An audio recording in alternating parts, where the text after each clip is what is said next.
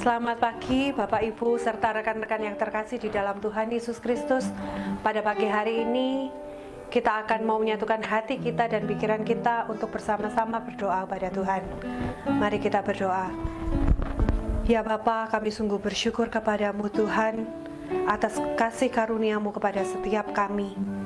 Bapa, berkati setiap kami, berikan kami kesehatan yang baik sehingga kami boleh memuji, menyembah Engkau dan meninggikan. Terima kasih Tuhan, sebentar lagi kami akan memulai ibadah kami pada pagi hari ini. Kiranya Engkau mau berkati kami, sehingga kami boleh beribadah dengan baik. Bapa, berkati akan jalannya ibadah ini mulai dari awal, pertengahan, sampai dengan selesainya. Terima kasih Tuhan, terima kasih Yesus. Haleluya. Amin. Mari kita akan pujikan pujian mengejar hadir-Mu.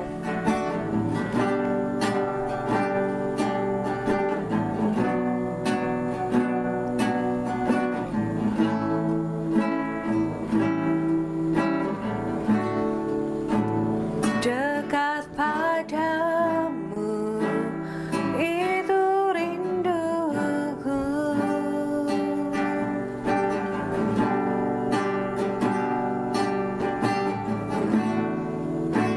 setiap kataku kau pun menunggu.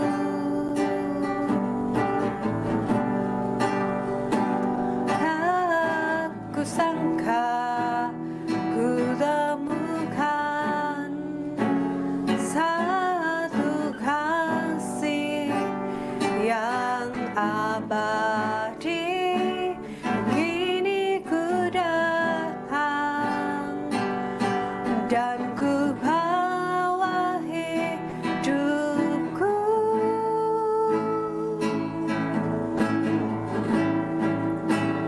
memandang wajah-Mu, mengikuti kebaikan-Mu, mengejar hadir-Mu dalam hidupku,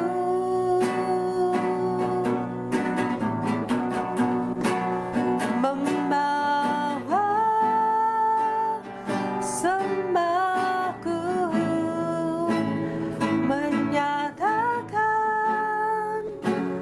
kebesaran-Mu, mengejar hadir-Mu dalam hidupku. Terima kasih Bapa, Engkau sungguh baik. Terima kasih Yesus karena anugerah-Mu Bapa. Terima kasih Yesus, Engkau sungguh berkuasa atas hidupku Tuhan. Glory bagi-Mu Bapa. Haleluya. Terima kasih Tuhan Yesus, apapun yang terjadi di dalam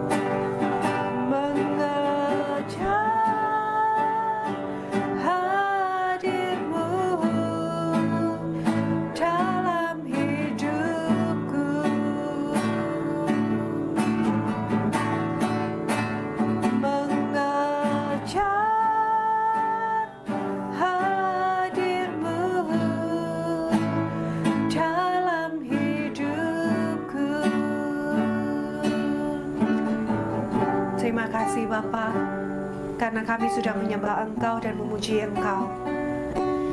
Terima kasih buat kebaikan-Mu kepada setiap kami. Amin.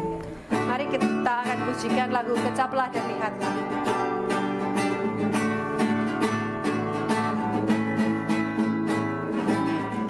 Kecaplah dan lihatlah betapa baiknya Tuhan itu. Rasakan dan nikmati kasih setia Tuhan. Syukur bagimu Tuhan, segala hormat bagimu Tuhan, Allah yang mengasihiku, Allah yang memeliharaku selamanya.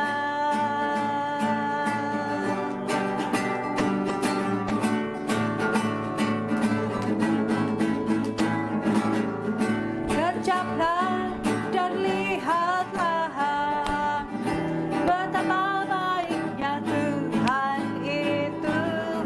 Rasakan dan nikmati kasih setia Tuhan. Syukur bagimu Tuhan, segala hormat bagimu Tuhan, Allah yang mengasihiku,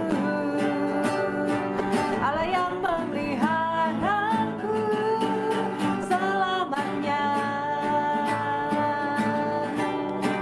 Selamanya. Mari kita sebelum mendengarkan kebenaran firman Tuhan yang disampaikan oleh hamba-Nya, mari kita pujikan lagu Semua Baik.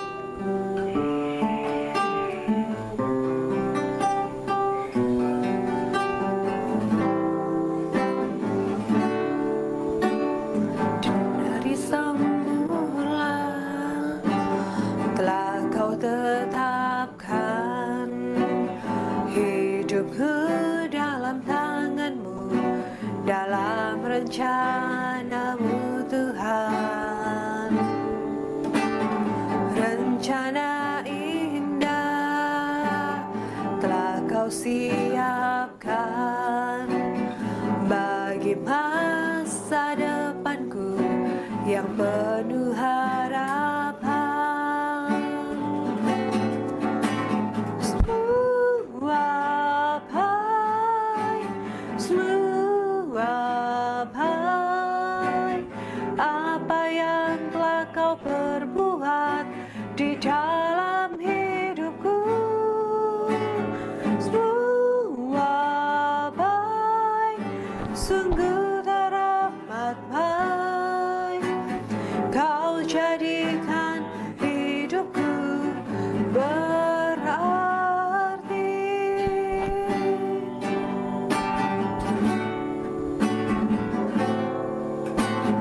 Dari semula telah Kau tetapkan hidupku dalam tangan-Mu, dalam rencana-Mu Tuhan. Rencana indah telah Kau siapkan bagi masa depanku yang penuh harapan. Semua baik, semua baik, apa yang telah Kau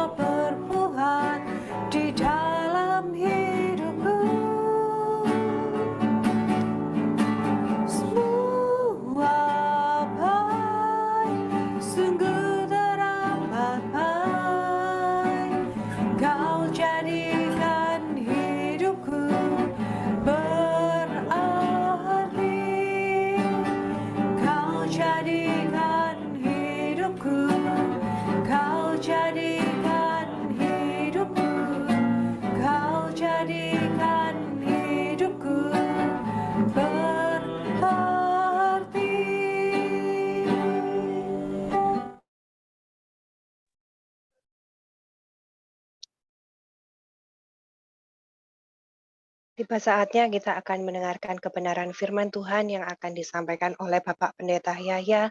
Untuk waktu dan tempat, saya serahkan kepada hambanya.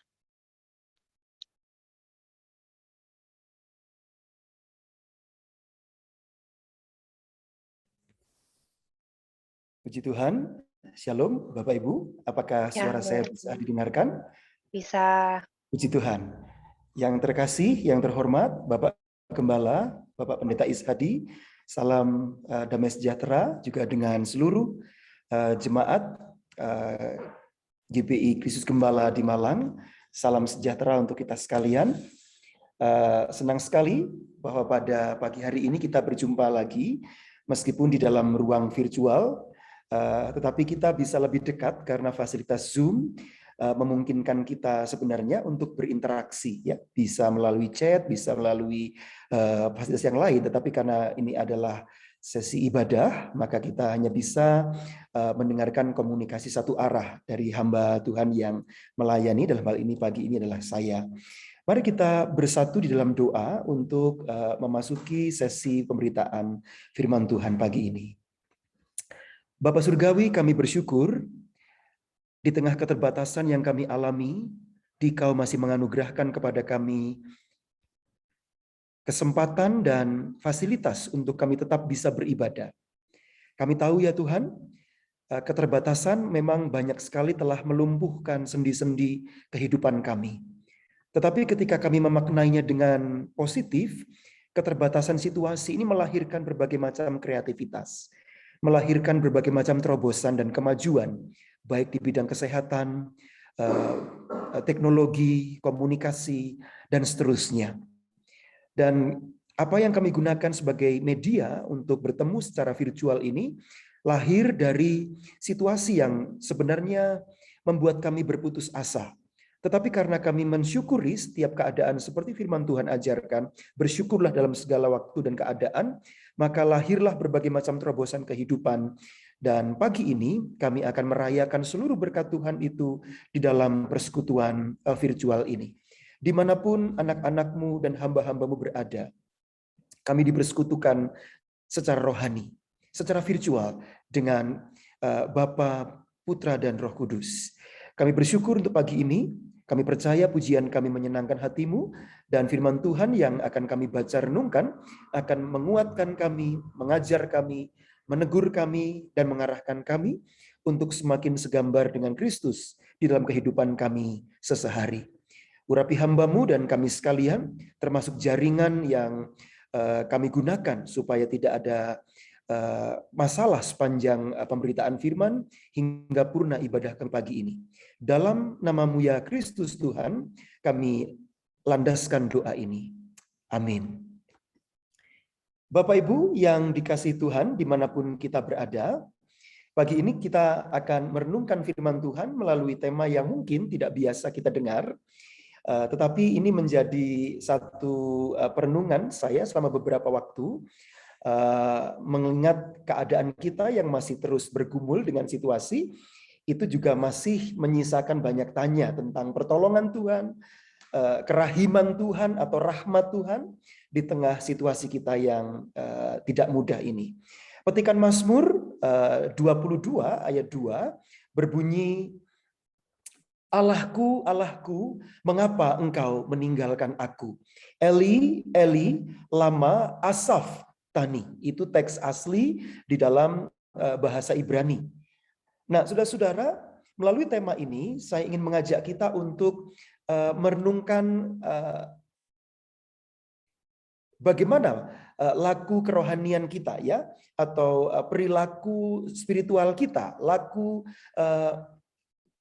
spiritualitas Kristiani kita menggumuli berkat rahmat Allah secara paradoks, begitu ya. Jadi kita mensyukuri berkat Allah, tetapi dalam keadaan yang tidak baik. Ya, kita menikmati kehadirannya di dalam ketidakhadirannya. Kita merasakan pertolongannya di tengah kita merasa pertolongan itu tidak ada. Ini yang disebut dengan paradoks.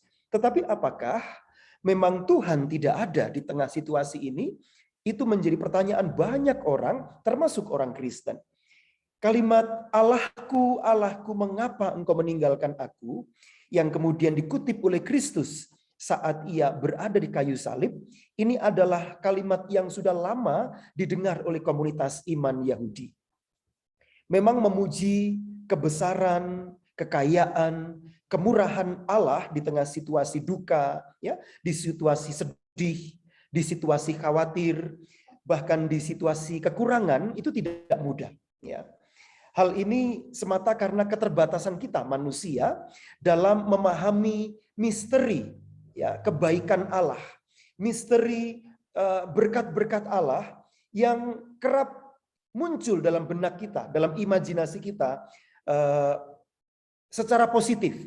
Jadi kita secara positif atau via positiva, ya, itu selalu menganggap Allah itu penuh kuasa, Allah itu memberkati, ya, Allah itu menyertai, Allah itu menolong. Itu via positiva. Itu membentuk iman orang Kristen selama berabad-abad. Tetapi bagaimana ketika kemudian Allah kita renungkan via negativa? Ya, kita renungkan Allah melalui via negativa. Ya, sesuatu yang negatif, tapi kita pakai untuk merenungkan kebaikan Allah. Jadi saya memberikan satu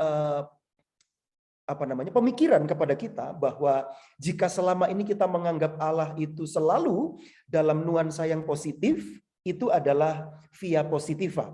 Tapi pagi ini saya mengajak kita untuk merenungkan kebaikan Allah di tengah keadaan yang tidak memungkinkan, itu adalah via negativa. Begitu ya, via negativa. Nah, Bapak Ibu yang terkasih, apa yang terjadi ketika memang kita harus tetap berpikir positif di tengah keadaan yang negatif, gitu ya? Kita tetap bersyukur di tengah keadaan yang tidak menentu, begitu. Jadi menurut teologi positif, ya, teologi positif, setiap istilah yang baik itu hanya untuk Allah. Sementara kepada Allah jangan disematkan sesuatu yang tidak baik, begitu. Sesuatu yang negatif jangan disematkan kepada Allah. Itu menurut teologi positif. Sementara di dunia ini, di dunia tempat kita berada ini, tidak selalu positif, Bapak Ibu, ya. Tidak selalu baik-baik saja. Ada keadaan-keadaan yang memang membuat kita berpikir kebaikan Allah di tengah situasi yang tidak baik. Itu terjadi pada era Yehezkiel saat ia mulai pelayanannya, sementara umat yang dia layani sedang dalam perjalanan ke dalam pembuangan di Babilonia. Ya, jadi Yehezkiel tetap mengatakan kepada umat, Allah itu penolong kita, Allah itu mendampingi kita, Allah menyertai kita. Tapi faktanya mereka dalam kedukaan, mereka dalam kesedihan, mereka dalam nestapa, mereka dalam perjalanan menuju ke pembuangan. Bapak Ibu, tidak mudah menghayati Tuhan dalam keadaan yang buruk. Itu yang disebut dengan via negativa. Ya. Nah, pada pagi hari ini kita bersyukur karena Allah yang baik itu memang mengizinkan segala keadaan itu dialami oleh umatnya. Ya, supaya kita bisa belajar tidak hanya mengandalkan Tuhan dalam kekurangan dan kelemahan kita, tetapi juga bisa menyatakan syukur dalam segala keadaan meskipun barangkali itu tidak baik. Penyembahan kita kepada Allah dalam roh dan kebenaran itu perlu kesadaran, ya, bahwa sebenarnya kita lagi menyembah pribadi yang melampaui akal pikiran kita. Ya, kita sedang menyembah Allah yang tidak bisa kita kotakkan dalam satu prinsip kebaikan saja. Mengapa? Karena ada kalanya kita mengalami hal-hal yang tidak baik dalam kehidupan kita. Dan apakah kita masih bisa berkata Allah bersamaku dalam keadaan itu? Itu maksud dari tema firman Tuhan pagi ini dan kutipan yang saya ambil dari Mazmur pasal 22 ayat 2 tadi. Begitu. Nah, apapun yang dikatakan tentang Tuhan, ya, itu bisa saja iya dalam pengertian bahwa memang Allah seperti itu, maha kuasa, maha mengasihi, ya, maha menyertai. Tetapi ketika kita mengalami kemalangan, kata apa yang keluar dari mulut kita? Apakah kita masih berkata Allahku Maha Kuasa yang sanggup menolong sementara keadaan kita seperti tidak tertolong? Ya, ini yang dihadapi oleh Yeskiel waktu itu, Bapak Ibu. Saya sebut tokoh ini karena tokoh ini begitu berpengaruh dalam perjalanan iman orang Yahudi, ya, yang kemudian orang Kristen menghayatinya sebagai perjanjian lama. Nah, dalam situasi kita hari ini juga demikian, ya.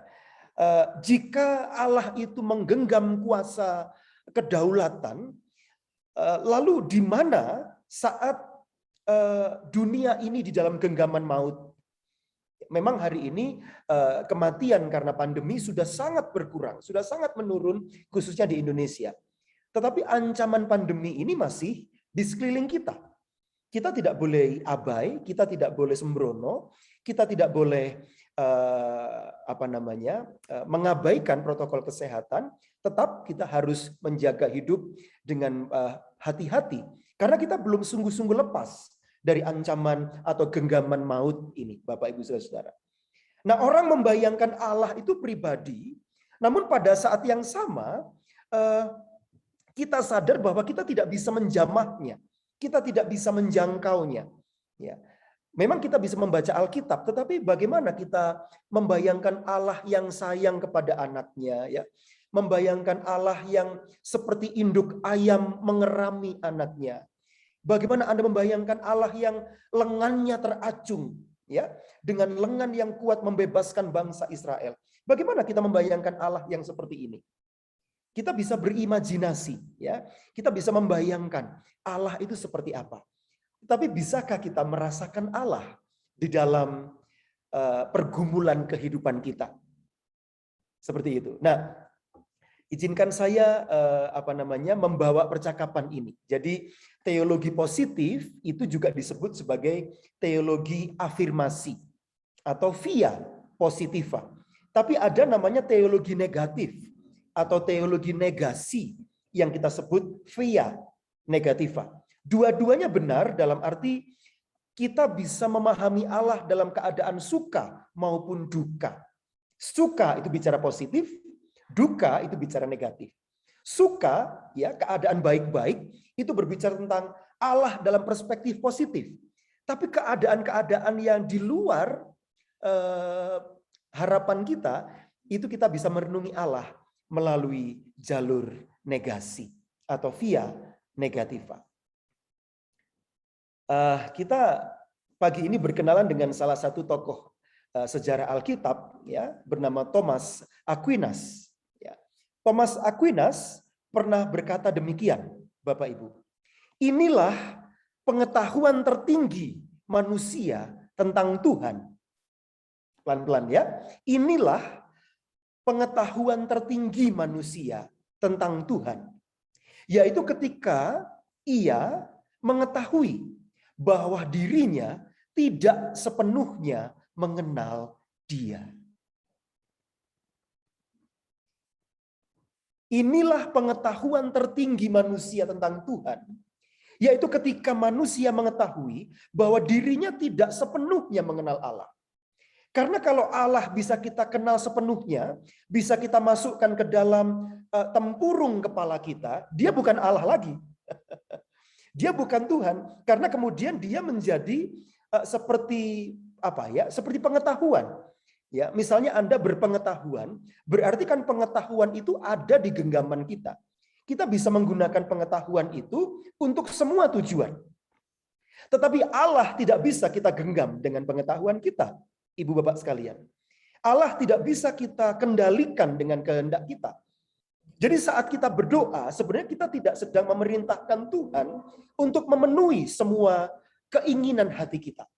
Karena Allah tidak bisa kita perlakukan seperti itu. Ya.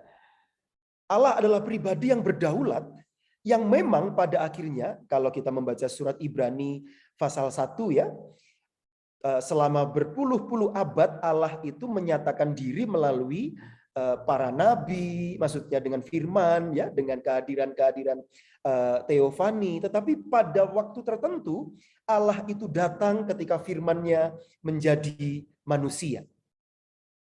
Itu surat Ibrani pasal 1. Memang Allah kemudian menunjukkan dirinya dalam rupa manusia. Firman-Nya itu menjadi manusia.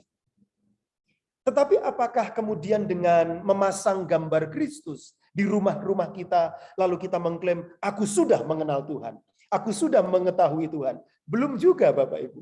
Ya.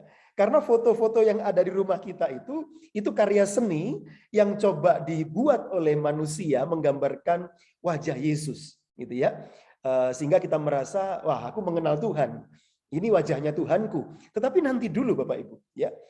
Itu pun juga imajinasi dari seorang pelukis menggambarkan wajah Kristus, firman yang menjadi manusia, yang adalah juru selamat kita, yang pernah berjalan-jalan di muka bumi ini. Selama kurang lebih 3 tahun sedikit gitu ya, lebih sedikit gitu.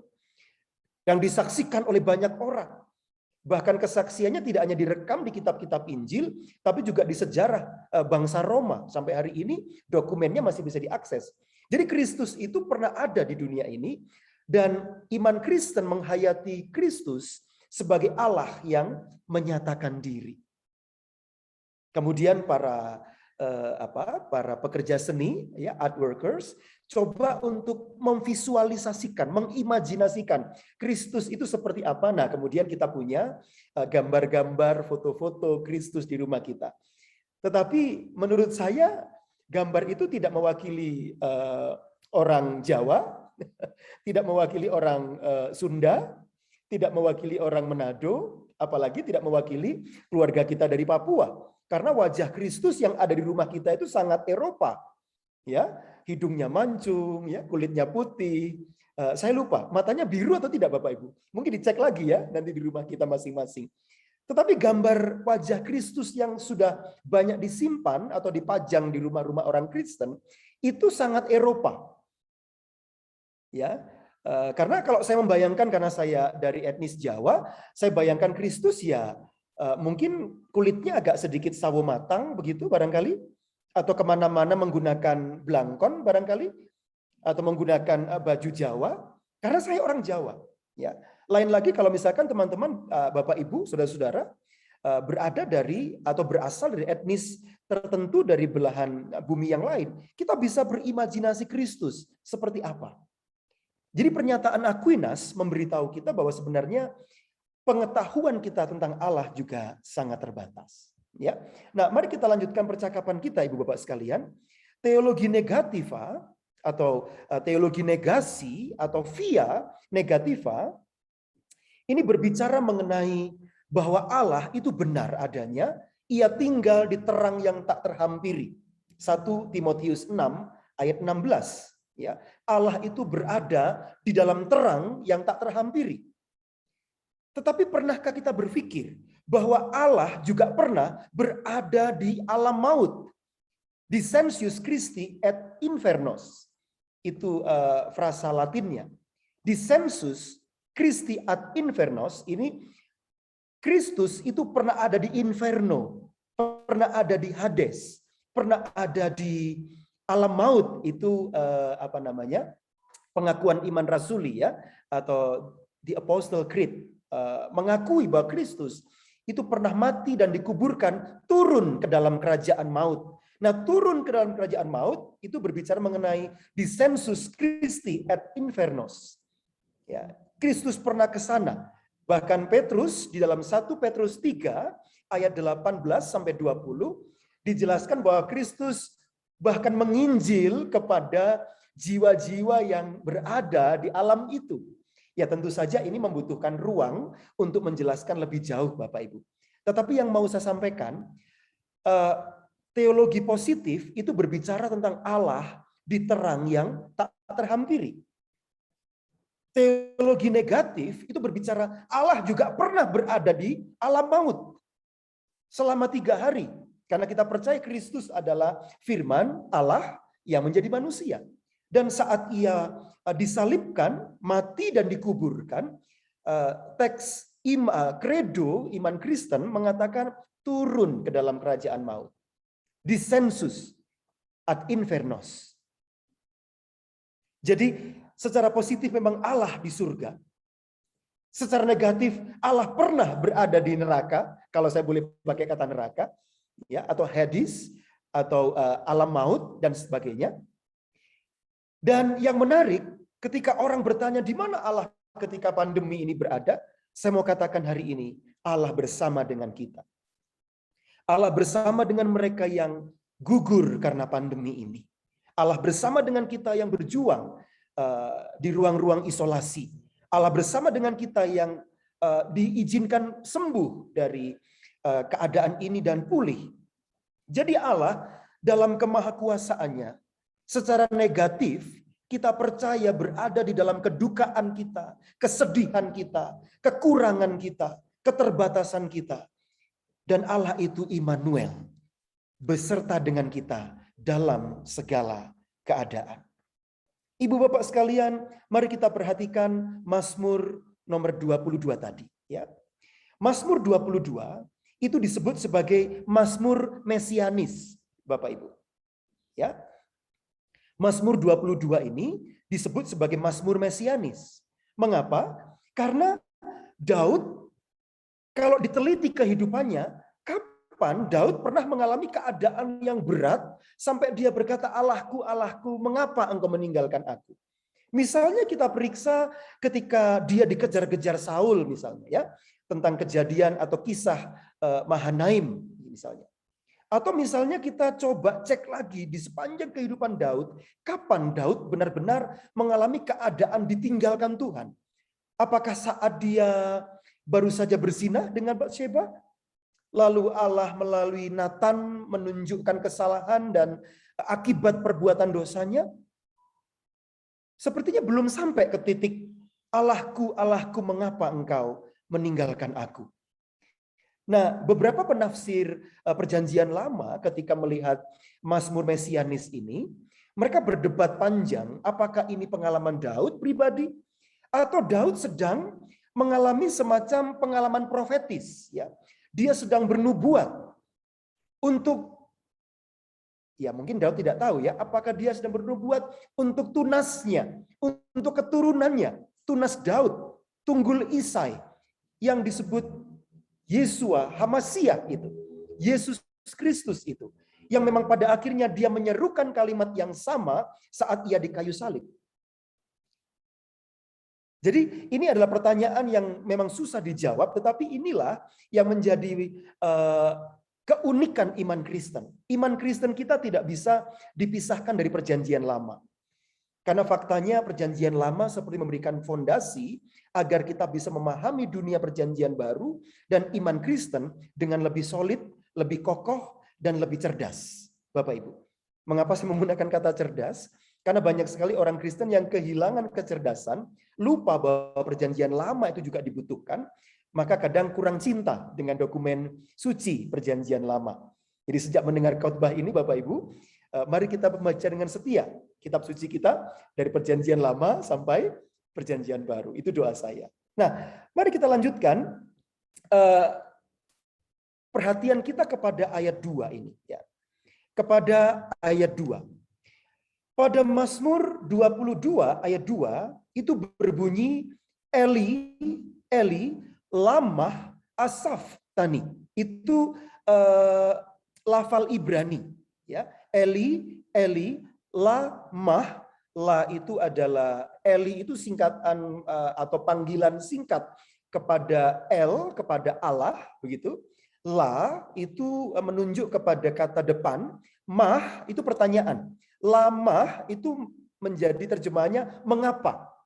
Asaf, asaf ditutup dengan huruf T, harusnya T-nya 2 ya. Asaf itu artinya meninggalkan, melupakan, membiarkan, begitu. Ani, ana itu saya. Ya, jadi Allahku, Allahku, mengapa engkau meninggalkan saya, meninggalkan aku? Itu terjemahan dari bahasa Ibrani Perjanjian Lama. Nah, kalimat ini kemudian diucapkan kembali saat Kristus di atas kayu salib. Tetapi yang menarik, dua Injil menunjukkan dua pengucapan yang berbeda. Jika Injil Matius pasal 27 ayat 46 itu menggunakan dialek Ibrani, ya, karena Eli, Eli lama sabachthani.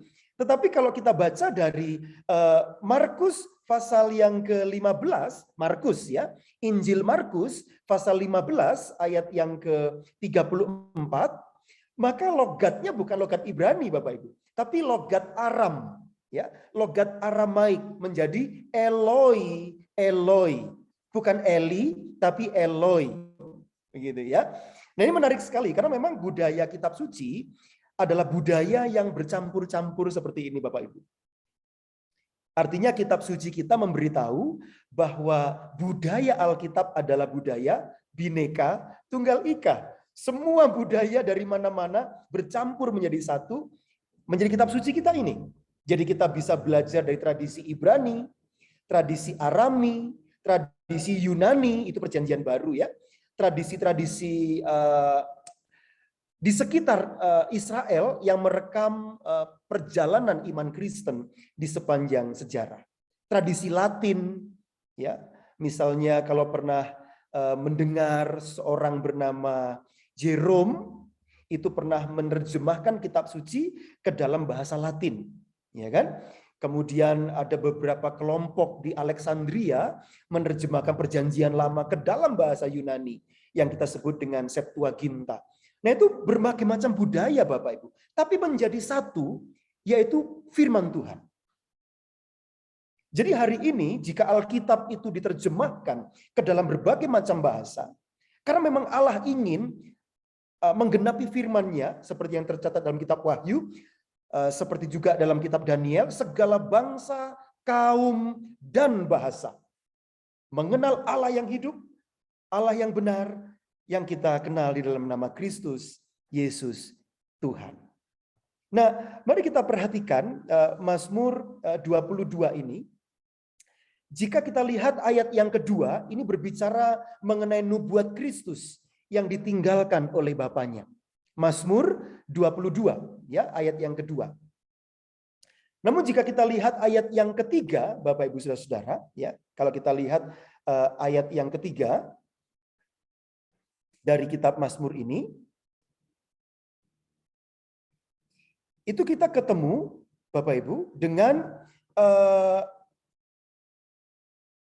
satu ayat yang menarik untuk kita perhatikan. Pada ayat yang kita akan mulai dari ayat yang dari pasal, saya pastikan dulu di sini, pasal 40.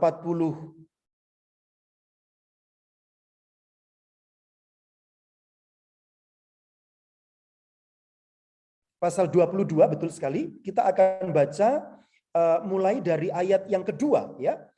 Dari ayat yang kedua, ini berbicara mengenai nubuat Kristus yang ditinggalkan Bapaknya. Kita fokus pada Mazmur 22. Kemudian ketika kita bergerak, ya, bergerak lebih maju, yaitu ke ayat ketiga, ini berbicara mengenai doa Yesus yang tidak dikabulkan, seakan-akan begitu. Kalau boleh cawan ini berlalu daripadaku, tapi tetap cawan itu harus diminum, gitu kan? Ini berbicara mengenai doanya yang dalam tanda kutip seperti tidak dikabulkan oleh Allah. Karena Kristus berkata, biarlah kehendakmu, bukan kehendakku. Nah, pada ayat yang ke-7 sampai 8 ini berbicara mengenai ia yang dihina dan diolok-olok. Mazmur 22 ayat 7 sampai 8.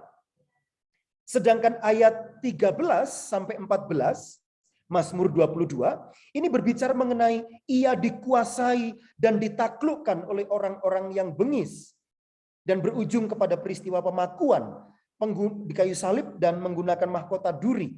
Ini orang-orang yang dalam tanda kutip melakukan penyiksaan, ya, bahasa yang umum dipakai.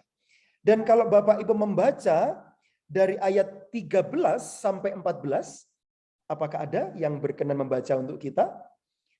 Bapak Ibu, dari Mazmur 22 ayat yang ke 15 sampai 19, jika ada yang sudah menemukan, boleh membaca buat kita, supaya kita mengerti bahwa peristiwa salib sudah pernah dinubuatkan. Apakah tim multimedia memungkinkan Bapak Ibu membaca Alkitab dari rumahnya? Jika memungkinkan, boleh membaca untuk kita semua. Mazmur 22 ayat 15.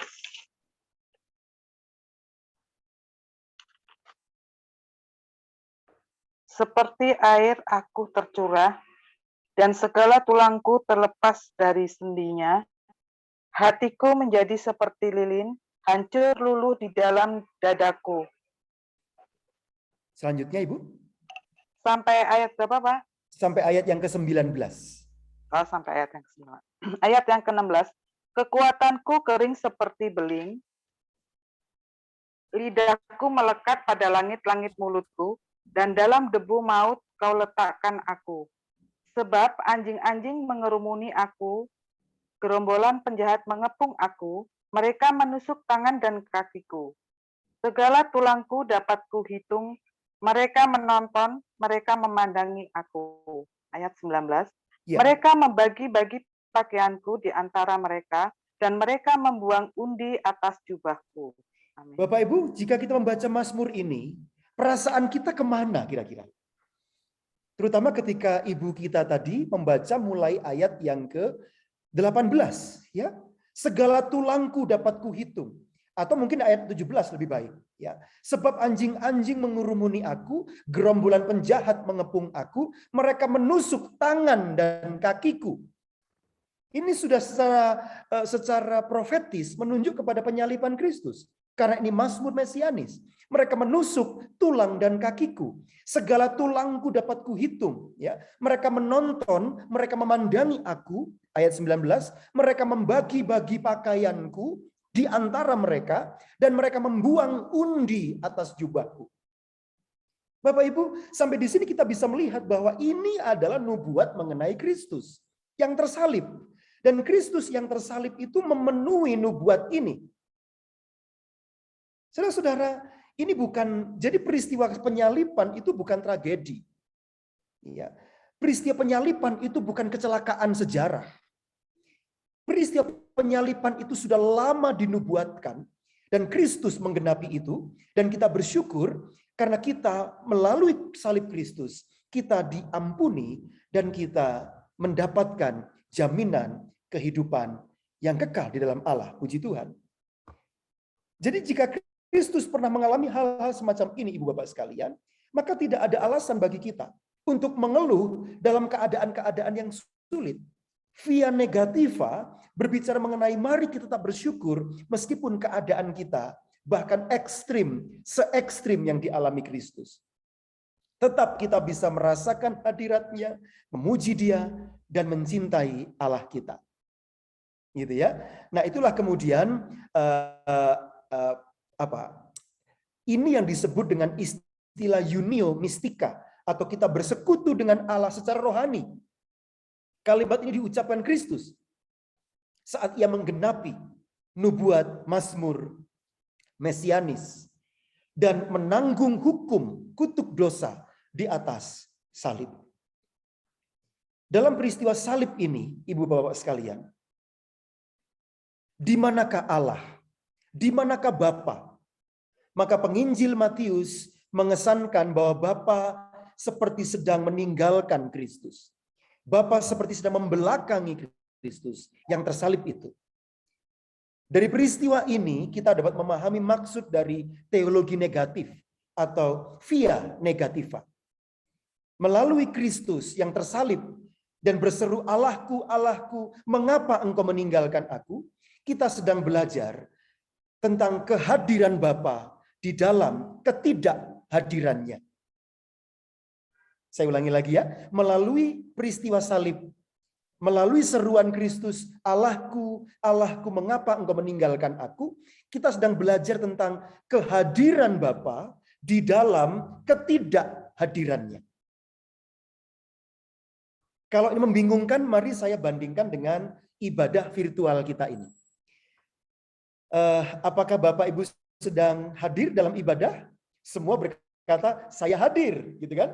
Tetapi apakah kita bertemu secara fisik? Tidak, karena kita berada di rumah masing-masing. Jadi kita hadir di dalam ketidakhadiran. Saya harap sampai di sini Bapak Ibu bisa memahami maksud dari teologi teologi negatif, ya. Ini bukan berarti teologi buruk, bukan, tapi kita merenungkan Allah dalam ketiadaannya. Kira-kira begitu, ya. Allah yang Immanuel itu seakan-akan tidak menolong kita. Seakan-akan Allah itu meninggalkan kita. Tetapi tidak, Bapak Ibu. Ia tetap adalah Allah Immanuel, Allah yang beserta dengan anak-anaknya dalam keadaan apapun. Tetapi karena keterbatasan manusia dan beratnya beban kehidupan, kita berpikir Allah meninggalkan kita. Ya, atau dalam teologi mistis disebut one can know God in the silence of unknowing. Ya, kita mengenal Allah di dalam keheningan Allah yang tidak sepenuhnya kita kenal. Oleh karena itu mari kita mengasihi Kristus. Kita mencintai Kristus. Karena Kristus adalah firman yang menjadi manusia. Paulus mengatakan Allah yang tidak terlihat menjadi terlihat di dalam Kristus. Mari kita mengasihi Dia. Kita mencintai Dia. Kita tetap menjadi anak-anak dan murid-Nya. Menjadi hamba-hamba yang melayani Dia dan menjadi berkat dimanapun kita berada. Allah tetap hadir meskipun seakan-akan Ia tidak hadir. Jika kita sulit membayangkan, bayangkanlah persekutuan kita ini, ya. Kita hadir, tetapi sebenarnya kita tidak hadir, ya. Karena di gereja barangkali hanya beberapa orang, semuanya di rumah masing-masing, ya. Kita beribadah, tapi bukan di tempat ibadah, kan begitu, ya. Kita hadir di dalam ketidakhadiran. Itu menggambarkan atau membuat kita menjadi mengerti tentang teologi negatif ini, Bapak Ibu. Nah, teologi negatif atau via negativa menolong kita untuk mengenal Allah dan merasakan kehadirannya secara agnosia. Ya, agnosia itu ya kita mengenal Allah di dalam keterbatasan kita, kira-kira begitu. Ya, melalui persekutuan rohani, unio mistika, persekutuan rohani. Jadi kita mengenal Allah itu tidak selalu secara positif, ya, tapi juga bisa secara agnosia. Kita tidak sungguh-sungguh mengenal Allah. Artinya, di dalam keadaan apapun, kita akan tetap menghargai kehadiran Allah. Dionysius dari Areopagus pernah berkata, "One can know God in the silence of unknowing. One can know God in the silence of unknowing." Seseorang bisa mengenal Tuhan di dalam keheningan ketidaktahuan. Kita tahu kok tidak tahu. Ini yang disebut dengan paradoks, Bapak Ibu, ya. Kita tahu tetapi kita tidak sepenuhnya tahu. Karena memang Allah itu misteri. Allah tidak bisa kita kuasai. Dialah yang menguasai kehidupan kita. Allah lah yang merasuki kehidupan kita. Nah, kata menguasai, kata merasuki itu ada di dalam kata yang kita kenal antusias. Pernah dengar kata itu Bapak Ibu? Antusias. Kata antusias itu berasal dari bahasa Perjanjian Baru, dari en dan theos. Artinya orang yang sedang antusias itu adalah orang yang di dalamnya ada Tuhan, begitu. En theos. Tuhan berada dalam diri orang itu. Sehingga dalam keadaan apapun dia antusias. Dia bersuka cita. Ya, dia merasakan syukur meskipun dalam keadaan apapun, antusias. Jadi kata antusias itu dari kata entheos, di mana Tuhan itu menguasai, merasuki, ada di dalam diri seseorang yang mengalami perasaan antusias itu. Begitu ya. Dan memang saya memperkenalkan beberapa tokoh pagi ini karena pernyataan-pernyataannya itu membuat saya menjadi utuh mengenal Tuhan. Tuhan tidak selalu kita kenal di dalam hal-hal yang positif. Itu kurang seimbang menurut saya. Karena jika Bapak Ibu hanya mengenal Allah secara positif, lalu ketika kita mengalami masalah, kita bisa kehilangan Allah. Kita bisa kehilangan iman. Tetapi dengan via negativa, dengan teologi negasi, dengan teologi negatif, kita tetap bisa mengenal Allah. Atau kita tetap bisa mengetahui Allah di dalam ketidaktahuan kita. Ya, kenapa? Karena memang itu seturut dengan salah satu tokoh modern yang bernama William Pleasure. Ya, William Pleasure pernah berkata begini, Bapak Ibu. Allah yang maha kuat, Allah yang maha kuasa, Allah yang perkasa. Nah, ini kan positif ya, teologi positif ini. Karena Allah yang kuat ya, Allah yang perkasa, Allah yang penuh kuasa, ini teologi positif. Merapuh, meringkih, menjadi rapuh, menjadi ringkih, dan tak berdaya melalui peristiwa Natal. Bayi Yesus. Seorang bayi itu begitu rapuh, begitu ringkih. Maka seorang ibu harus menolong bayinya untuk selamat sampai dia bertumbuh menjadi seorang dewasa yang kuat. Artinya Allah di dalam Kristus pernah menjadi seorang yang rapuh, seorang yang ringkih, karena dia lahir sebagai bayi yang kita peringati dengan istilah Deus Natalis atau Natalan, gitu ya. Itu adalah bukti bahwa Allah yang maha kuasa, Allah yang perkasa, Allah yang maha kuat itu pernah menjadi ringkih dan rapuh di dalam seorang bayi Kristus. Kristus menjadi manusia. Kristus menjadi seperti Bapak, Ibu, dan saya. Bapak, Ibu, dan saya bisa sakit. Kita bisa rentah. Kita bisa mengalami kelemahan. Kita bisa mengalami segala sesuatu. Dan Kristus pernah mengalami semua itu. Kita pernah dikhianati. Kristus juga pernah dikhianati. Jadi Allah di dalam Kristus itu pernah menjadi begitu rapuh. Menjadi begitu ringkih. Bahkan dijual oleh muridnya. Ya, disalibkan. Mati seperti manusia. Karena memang Allah melalui Kristus sungguh-sungguh menjadi manusia demi menyelamatkan seorang berdosa seperti saya dan kita sekalian. Pleasure dengan tepat mengatakan kalimat ini. Jadi pleasure membawa teologi negatif sekaligus teologi positif. Pleasure membawa kita pada prinsip via positiva tapi sekaligus via negativa. Kiranya firman Tuhan pada kesempatan pagi hari ini akan diteguhkan dengan kalimat Rasul Paulus di dalam 2 Korintus pasal 12 ayat 10 bagian B yang berkata, jika aku lemah, maka aku kuat. Ini kan juga paradoks. Mana ada orang kuat di dalam kelemahan? Mana ada orang lemah di dalam kekuatan? Itu namanya paradoks, Bapak, Ibu, dan saudara-saudara. Tetapi di dalam Kristus, hal ini bisa kita lakukan dan alami.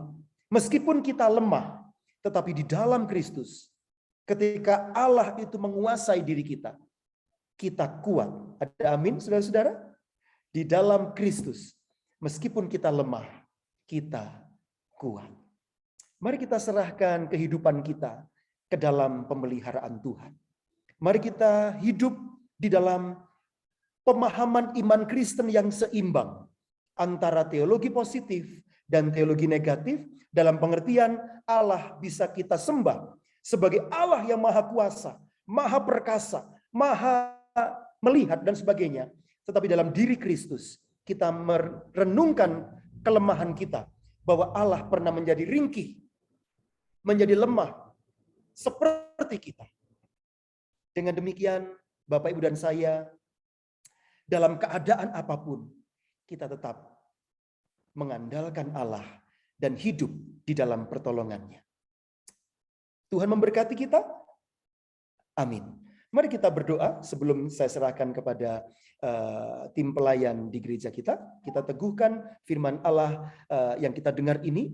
Kiranya kuat Roh Kudus akan menolong kita memahami berkat dan kerahiman Allah ini dengan lebih jelas lagi. Tuhan, kami bersyukur karena pagi ini kami belajar tentang sesuatu yang mungkin kami belum pernah pelajari sebelumnya. Menyapa Allah, menyembah Allah dalam suasana yang tidak memungkinkan. Merasakan kehadiran Allah dalam keadaan seperti Allah tidak ada. Menyembah Tuhan di dalam situasi yang tidak memungkinkan. Bersekutu di dalam keadaan yang terpisah-pisah. Kami bersehati yang biasanya berada di rumah suci, di tempat ibadah. Saat ini kami beribadah di mana saja kami berada. Bahkan saat ini hamba-Mu menyampaikan firman Tuhan dari daerah Nongko Jajar. Jauh terpisah dengan Bapak Ibu yang tinggal di Malang. Tetapi inilah misteri Allah yang tidak mudah untuk kami pahami. Allah mempersekutukan kami dari perbedaan waktu, tempat, suku, bahasa, kaum, dan bangsa. Semuanya akan menyembah Allah. Semua lutut akan bertelut. Semua lidah akan mengaku bahwa Kristus Yesus adalah Tuhan. Melalui Kristus, kami bisa menghayati Allah yang Maha Kuasa, namun juga Allah yang bersolidaritas dengan kami yang sedang didera oleh pandemi ini. Terima kasih ya Tuhan, berkati keluarga kami, usaha kami, pelayanan kami, dan semua yang dikerjakan oleh tangan kami dibuat berhasil oleh Tuhan. Dalam nama-Mu yang suci ya Kristus, hamba berdoa dan mengucap syukur. Amin. Saya kembalikan kepada tim ibadah. Tuhan Yesus memberkati. Salam dari daerah Nongko Jajar untuk Bapak Ibu sekalian. Puji Tuhan.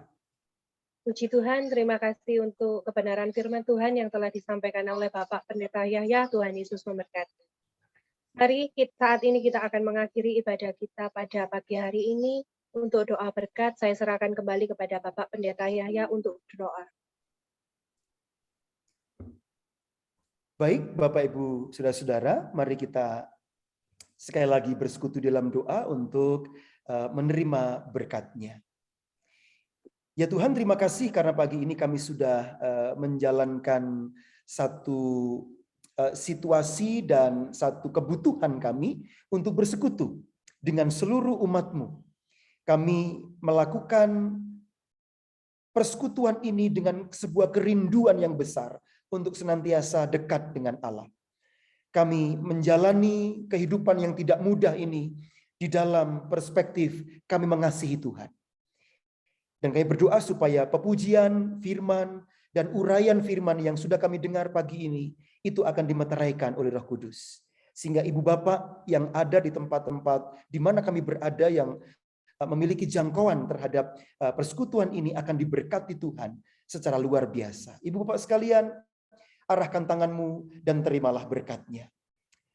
Ya Tuhan, sumber segala berkat, Engkaulah Gembala agung segala domba yang berkenan mencurahkan kuat kuasanya bagi seluruh umat-Mu, namun sekaligus pernah menjadi korban salib, mati dan dikuburkan, namun bangkit dan naik ke surga.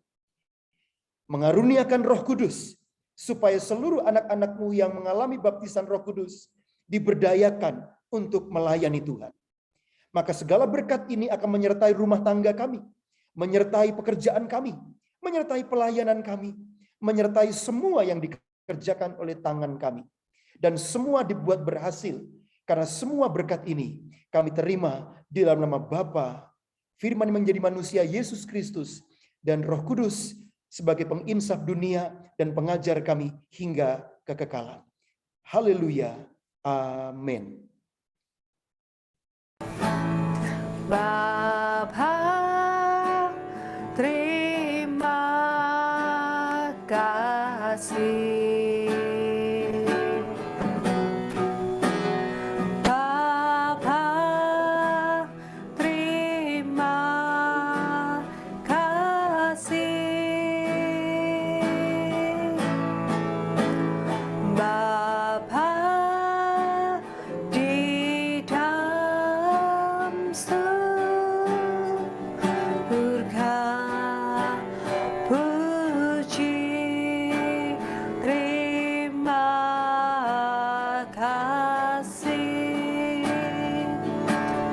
Amin. Terima kasih, Tuhan memberkati dan selamat hari Minggu. Puji Tuhan. Ya, terima kasih.